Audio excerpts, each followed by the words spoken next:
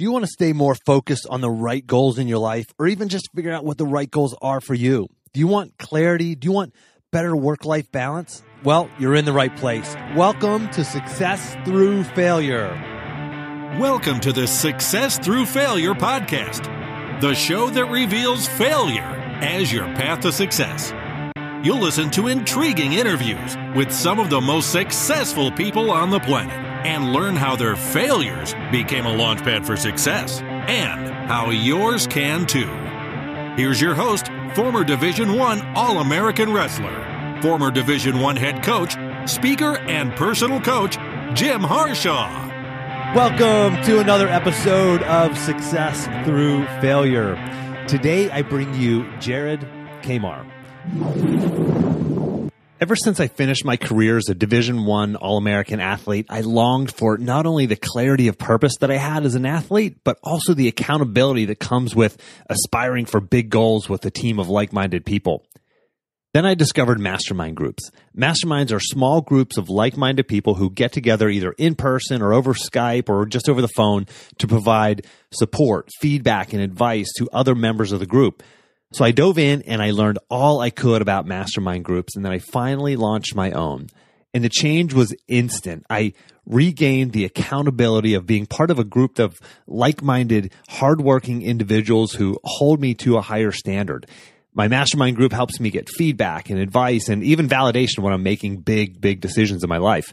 And I have clarity and focus and accountability again, just like when I was an athlete. I've now facilitated dozens of high performers in mastermind groups. I'm talking Olympians and MBAs and neurosurgeons and professional athletes and entrepreneurs and lots of others. I've taken everything you need to know to start your own mastermind group, and I've put it into a short 10-page ebook titled The Quick and Easy Guide to Starting Your Own Mastermind Group in 30 Days or Less. Grab a copy of this free ebook by going to jimharshawjr.com/mastermind. That's jimharshawjr.com/mastermind. Jared is a husband, father, educator, and coach, married with 3 children. He's currently the principal at HBE Elementary School in Port Jervis, New York. He's been an assistant principal and athletic director, and he's coached wrestling, he's coached football. Jared is a regular guy in the sense that he's not a celebrity. He doesn't have a book or a business to promote, at least not yet. He's grinding it out like you and me, working to find balance and striving to succeed in the areas of his life that are most important to him. And these are the reasons why I really wanted to bring Jared on. We've talked about having him on for a while now. Sometimes we can't always relate to my guests who are billionaires or astronauts, run 30 Ironmans in 30 days, like guys like Tim Ferriss. I'm hoping to have on here soon. He's committed to coming on the show. We're just all trying to make it work. And my friendship with Jared started a couple years ago when he took me up on my offer of a free clarity call. And I knew from the start that he was committed to making the changes necessary to be the best version of himself.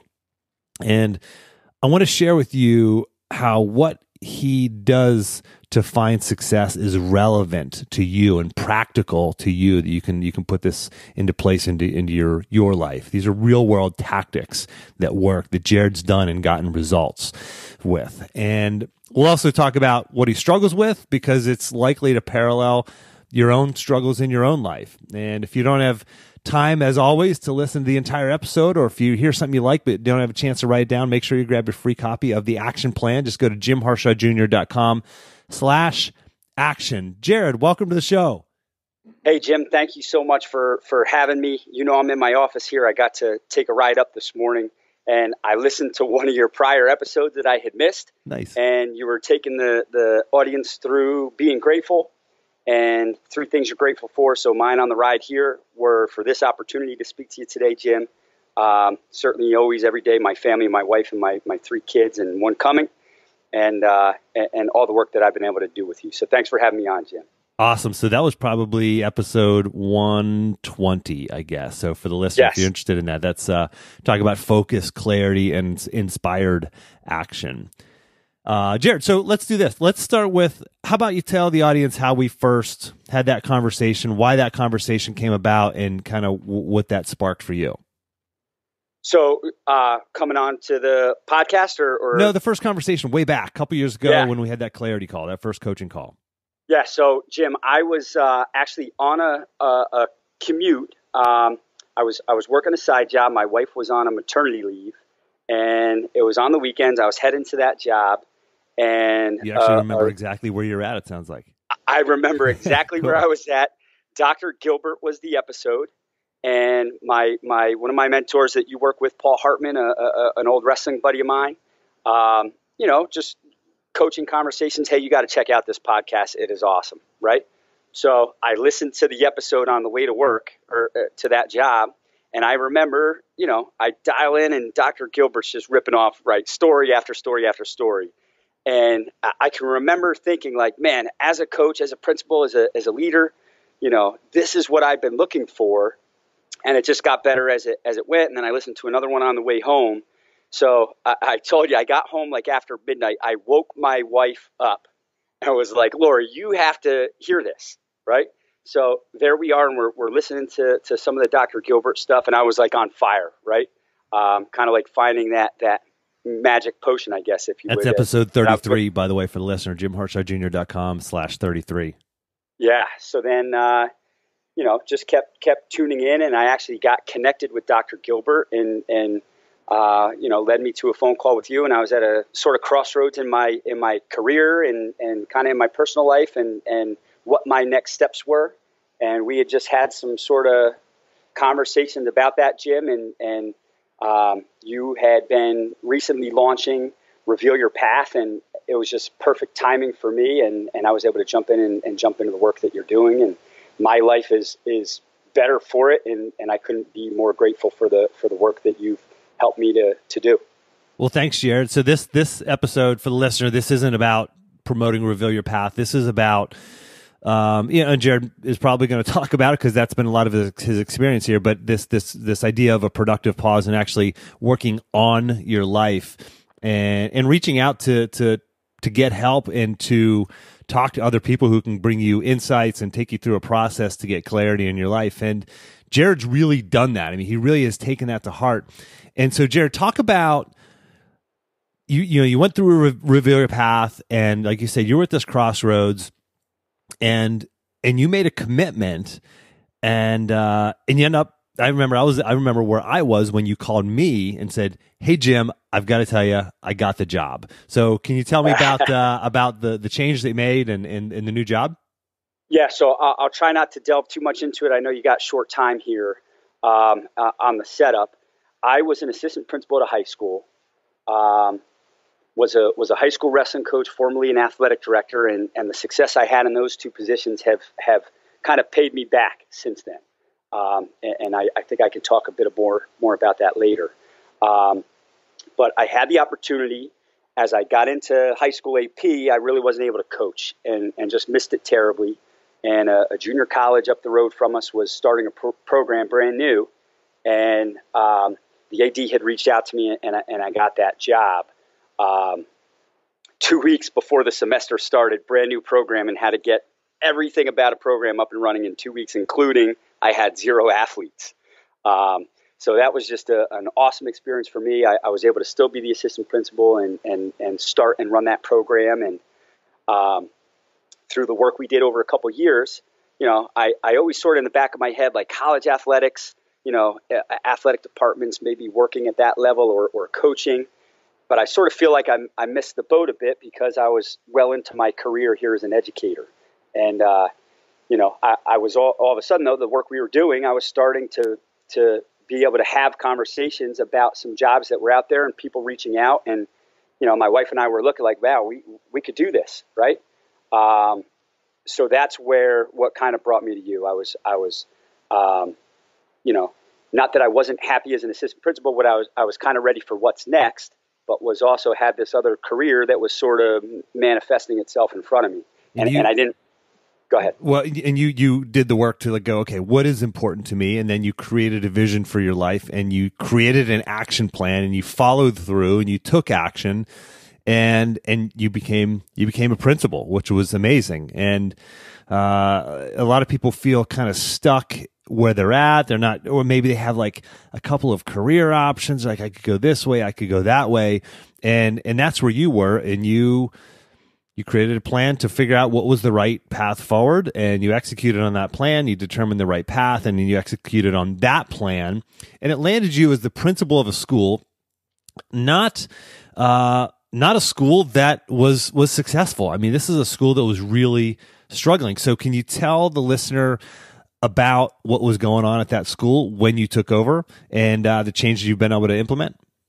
Yeah, so Jim, we have such a great staff here that works so hard. I tell them every day they're the hardest working group of teachers I've ever seen.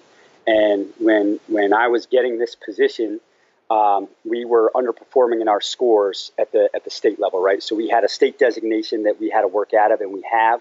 And we talk all the time in our building. It wasn't for lack of people working hard and being passionate about what they were doing, but sometimes we maybe weren't working on the right things. And it was changing our focus to making sure that we are. Jim, the part of the process that I wanted to highlight of leading into that interview was going through your program, values, and connecting them to your goals. And I realized pursuing maybe a college opportunity was a little bit ego-driven and a little bit selfish on my end, and just sort of a dream. But when I really lined up my values, and the most important thing to me as a person is husband and father, and pursuing that other opportunity probably didn't line up for those two most important goals for me. So it was, hey, principal is the next step for me, and you helped me get that clarity. And in the meantime, Jim, heading into that process, knowing that there was an opening here, my father unexpectedly passed away. And our work, and I want to share to the listener, the most important thing I get out of my work with you is preparing for the challenges that the day brings. And when I'm at my best, it makes me better. And when the bad things happen, I'm most prepared to handle them.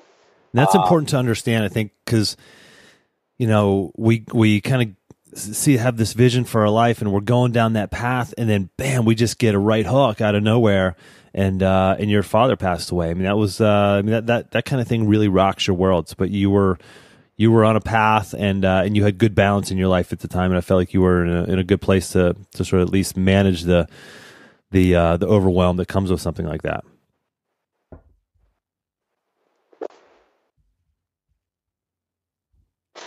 Jim, I lost you there. Okay. Did you hear anything I just said there? No. Okay. Nope, I got you back. Okay. My computer was flipping at me. Sorry. Okay. No worries. I'll just respond again. So I just want to point out to the listener that Jared was on a path. He had a clear vision for his life now, right? He had been through this process where he got this clarity, this focus, this balance in his life, and boom, a right hook out of nowhere.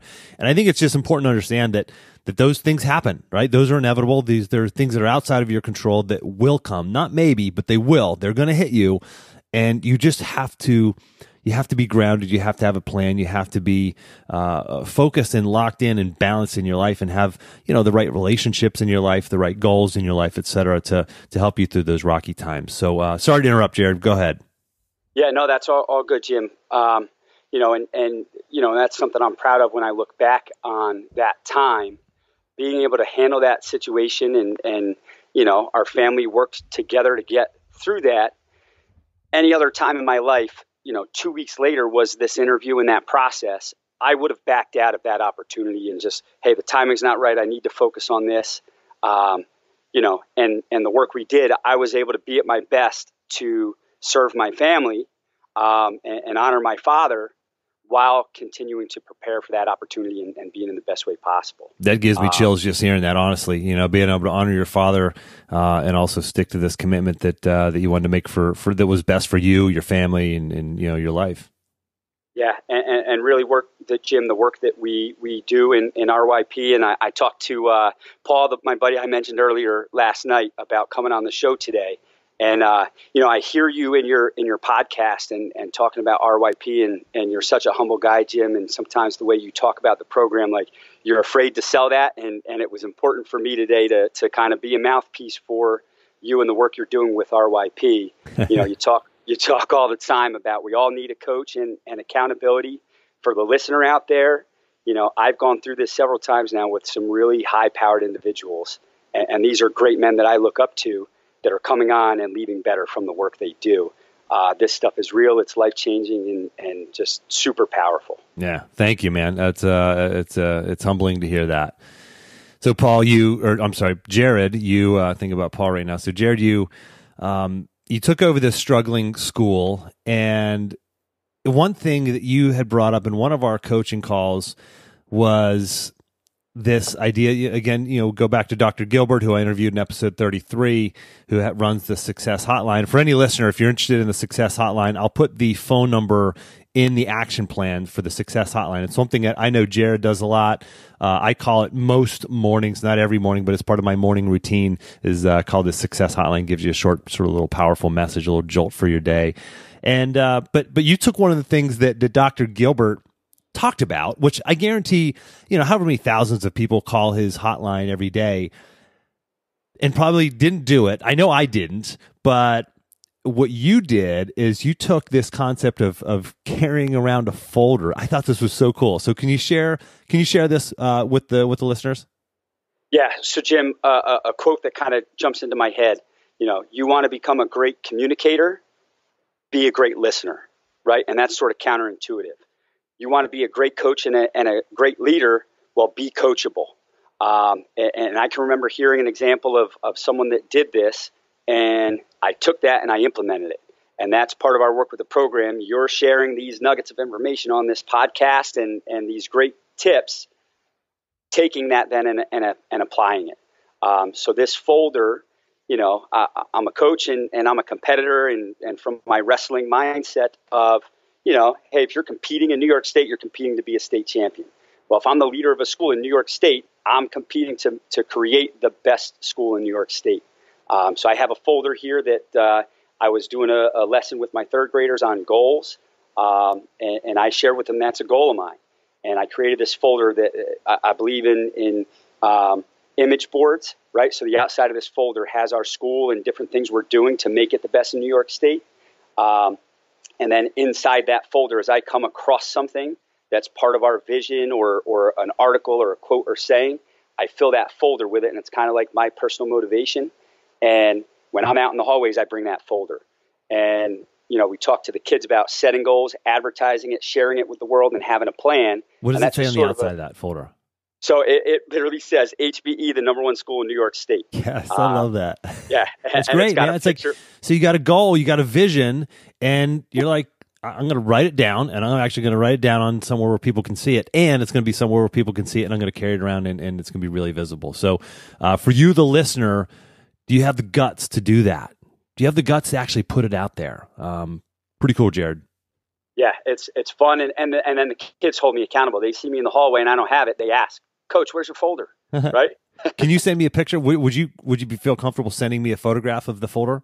Sure thing. It's sitting on my desk right here. Okay. Yep, when we're done with the call, just text me a picture of that folder, and I'm going to include that in the action plan for the listener. So if you want to see that, just go to jimharshawjr.com/action, download the action plan for this episode, and I'll have a photograph of that folder in the action plan.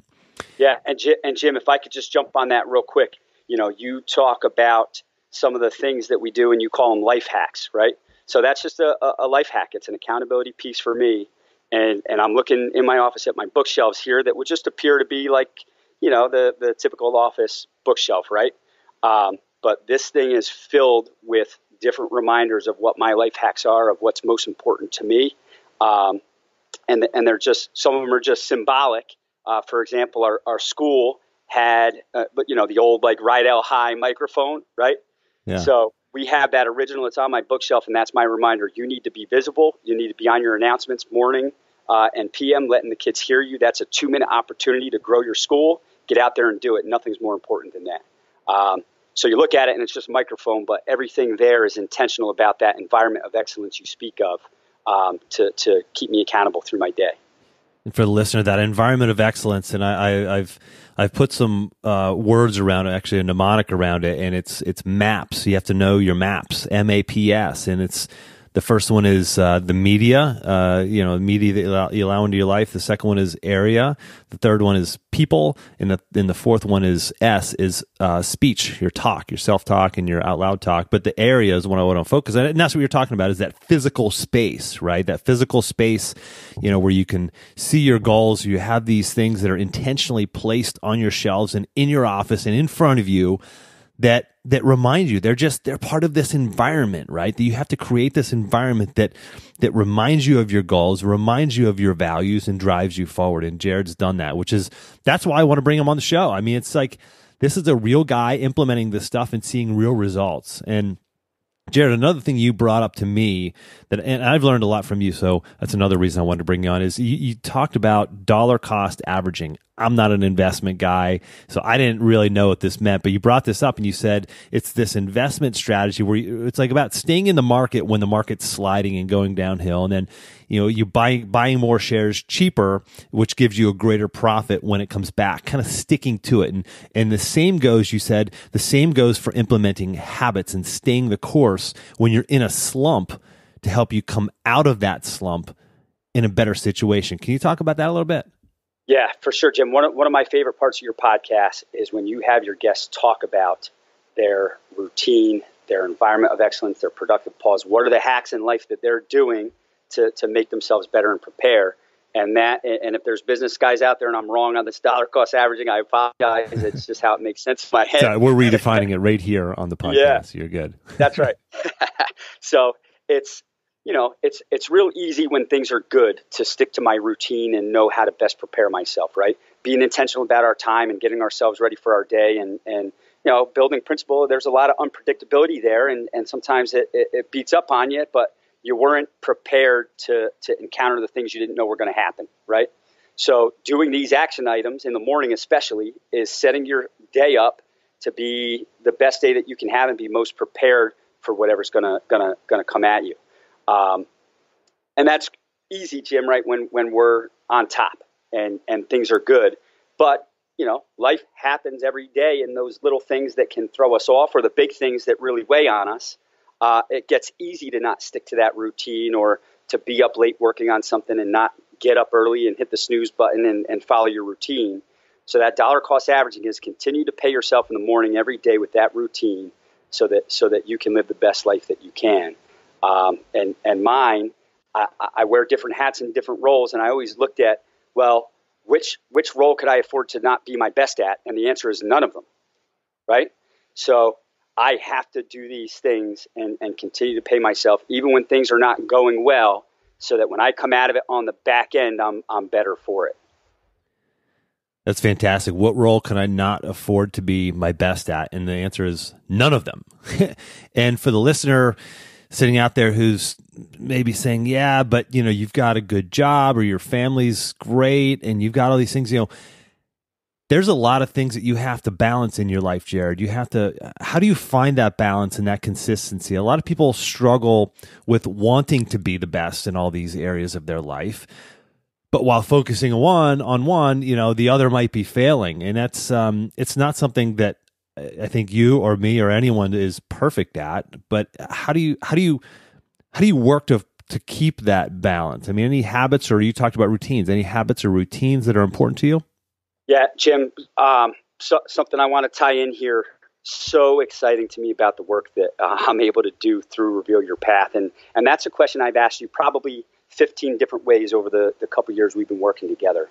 If I'm dad and spending time with my kids, which is most important to me, what else is not happening? If I'm at work and staying late and doing something as principal, something else is suffering, right? Yeah, if you're saying yes to one thing, you're inherently saying no to something else.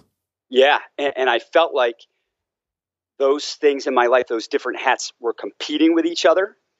And our work has helped me get to a point where, I realize that those things are complementing one another. When I'm home being dad and being husband, it's making me a better man that allows me to come to work and feel good about my responsibilities to give my best to my school. And as I'm working to be the best principal that I can, it's also teaching me things about my own kids and how to be a better dad and husband. I'm passionate about coaching. My own kids are in our wrestling program now. And it used to be when I was coaching, my relationships were suffering. Well, my kids are right there with me. I'm working with kids that are in my school. Coach is making me better dad, making me better principal. So these things that used to, I felt like compete for who I am in my time, they now complement each other. And that's really fun because you can really get into investing in each area, knowing dollar cost averaging, paying yourself first, it's paying you back on the back end. So that's exciting. And you said, these things that used to compete for my time now complement each other. And that's really powerful because you had to do some thinking around that. That doesn't just happen, right? Like if you just drift through life, that doesn't happen. You have to do the productive pause. You have to stop, get off the treadmill of life and say, what's important to me? And how do I make this work? How do I balance what's most important, my family, with what is also very important, my health, my passions of coaching, my job. You have to actually consciously work on that. And Jared's done that. And Jared, you've been through Reveal Your Path twice. You are in Reveal Your Path Pro, which is ongoing once a month. We're having these group calls and one-on-one calls and doing this work together consistently with this awesome group that we have. How do so you go through the program, you set goals. A lot of people are setting New Year's resolutions, and this episode is going to be published right around New Year's, probably in January. And so a lot of the listeners maybe have some New Year's resolutions and kind of thinking about goals for 2018.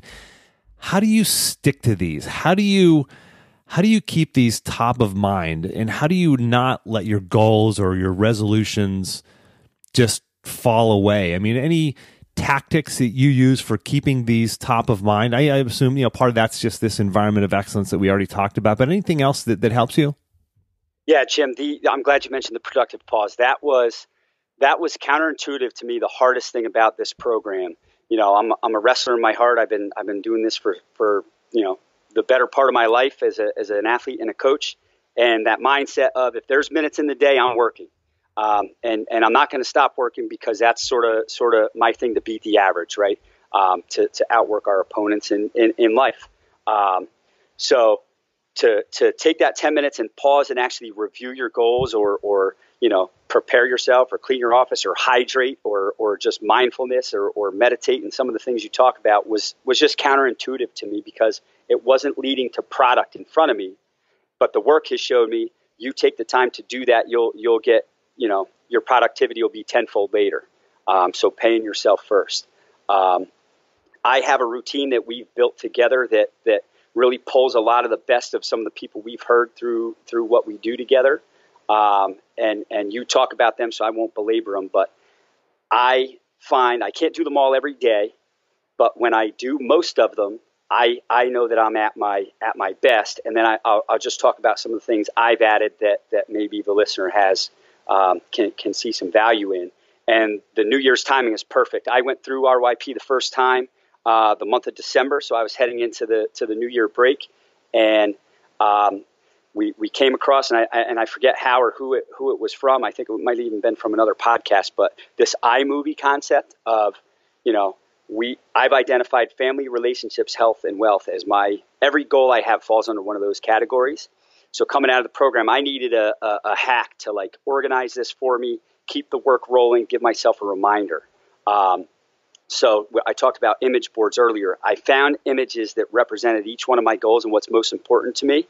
I used iMovie right on the iPad, and I put that to music that, just fires me up and gets me in the right way. I created one for myself and my goals. My wife and I did it and figured out for our family what was most important to us and why we were doing the things that we were. And then I was preparing for this position. So it was like my mantra on a video. So depending on the day, I watch one of those while my coffee's brewing. It takes 2 minutes. I put it on. It kind of, goes through what's most important to me. And sometimes we go out and we get our butts kicked in our day. This is my reminder of why I'm doing it. And really keeps me centered and grounded and focused on the work ahead of me. I love that. I never heard of that idea. And again, another thing that I learned from you, Jared, I do this now. I have mine. Again, just iMovie, went on Google, grabbed a bunch of images, grabbed most of the images are actually just from my phone and my family and different things, and just drug them into an iMovie project and added some background music, and that's something that I do as well. And actually, Jared, I've told a lot of different people about that, a lot of guys that I coach and stuff. So that idea is spreading because of you. So thanks for that. Awesome. And we talked about routines a lot, Jared.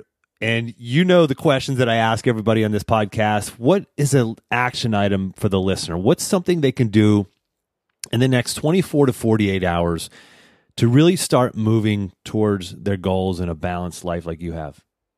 Jim, certainly the iMovie is one of them. One of the things that was super valuable to me, we called it the autopsy of your day or your work week. So I started to chart my productivity throughout the week to identify kind of where I was at my best and most productive. And I was able to nail it down to my day. And I figured out that 4 hours after I wake up is my peak. So, I knew we were meeting this morning at 8 o'clock. So I got up at 4 a.m. today and started my morning routine of hydrating. And it was important to me to do a good job here for you, Jim. And I wanted to be at my best. So when I'm at work and I get up at, let's say 6, I know that day, that hour from 10 o'clock to 11 o'clock, I'm not scheduling anything. So when I get into my day, and you taught me this, have your AM and PM action items, I know it's most important to get done that day, and that's my power hour to do it. Where like visibility and just being out and about in classrooms, and, that's sometimes low energy and low thought process, so it doesn't need as much focus, but it's just a task that I do that I know is important. So I can build that in, kind of anytime throughout the day. But that hour of 10 to 11, that's make the most important thing the most important thing. That's when I'm doing those items. Man, that's powerful. That is so cool. If everybody could think about that and restructuring your day to use that most powerful and productive time on the most important thing. I mean, gosh, the advances you make in that 1 hour, that magic window of your time is just really, really important. Jared, you've had a lot of success in your life. You've set goals. You've achieved big goals. You've been a coach. You've been athletic director. Now you're a principal. You've got a great family. Another one on the way. Congratulations, by the way. Can you tell the listener about a time where you failed? A time where you failed, and as a result felt that that, like I say, that hopelessness, that overwhelming self-doubt that came with that failure, and how you were able to overcome that or achieve success either despite it or maybe because of it. Yeah, Jim, for me, it was really failure was centered around that imbalance, and it was centered around excuses. As a coach, I see athletes that do it. They don't put their best foot forward because then they have an excuse of why they were not successful. And I was sort of a king of that. I had a huge imbalance. When I was coach, I was so zeroed in and focused on just that. Everything else was dropped and suffered, and I was all over the place. So we talked about that competing versus complementing. I had to find ways to create that balance because, Jim, it literally it would lead to failure in everything that I did. And then let's say if that was my focus, then when coaching was over, I then had to spend months cleaning up the mess I had created and took my focus off of coaching. Right. So it was like this downward spiral of that constant flux of being out of balance was just creating more work and more problems everywhere else. So not necessarily a specific thing, but the work has taught me to avoid those excuses by finding that balance and putting your best foot forward at everything you do. That's fantastic. Jared, that is something everybody listening to this can relate to that and can resonate with that. So thanks for sharing that, Jared. Thanks for sharing your story. It was absolutely incredible. Again, you don't have a business or a book or anything like that you're promoting right now, but is there any way that if the listener wanted to get in touch with you, anywhere they could best find you or follow you, et cetera? Sure, Jim. My couple emails, my personal email is jkamar@gmail.com, or my school email here if you're an educator or coach or just want to kick some of the things around I've talked about. It's jkamar@pjschools.org. That's for Port Jervis, New York. I love my community and our school here. And my cell is 845-258-0862. Wow, very cool. So for the listener, I'll have those in the action plan. You don't have to remember them or write them down, especially if you're on the treadmill or working out or driving or something like that right now. But I'll have that in the action plan, jimharshawjr.com/action. Jared, thanks so much for making time on a Saturday morning to come on the show. Jim, thank you so much. I have one bulleted note here that I didn't get to work in that, we talk about books we read and exposure and content. Acres of Diamonds is a story for Dr. Gilbert. You can check either out that episode that he shared it with or on his website. But it was a story about Temple University and just a huge, powerful story. Look it up, Acre of Diamonds. And it's kind of the plot of the book, The Alchemist. And just I'm a voracious reader. I take the book recommendations you have on the site. Every couple months I'll get on and buy 10, 12, 15 of them and just start plowing through. But The Alchemist, that Acre of Diamonds theory, what you're looking for is actually right there. And we talked about E2+P2 equals S2. Yeah. And that's your environment of excellence that you talk about, Jim. The productive pause is gonna lead to great successes down the road. But that alchemist story, what you need to do that, you have already. So it's finding your why and creating being intentional about what it is you want to do, because we only have one shot to get this thing right. So Jared really simplified Reveal Your Path in my whole philosophy. E2+P2 equals S2, and that is E, environment of excellence, plus PP is productive pause equals success squared or double your success. So that's awesome. Thanks, Jared. Thanks so much for making time to come on and share your story and all your insights and being willing to share your email address and your cell phone number for any listeners who may want to reach out. Jim, thanks for having me on today. And for the listener, until next time, take the time to get clear on your goals and embrace failure as a stepping stone on your path to success.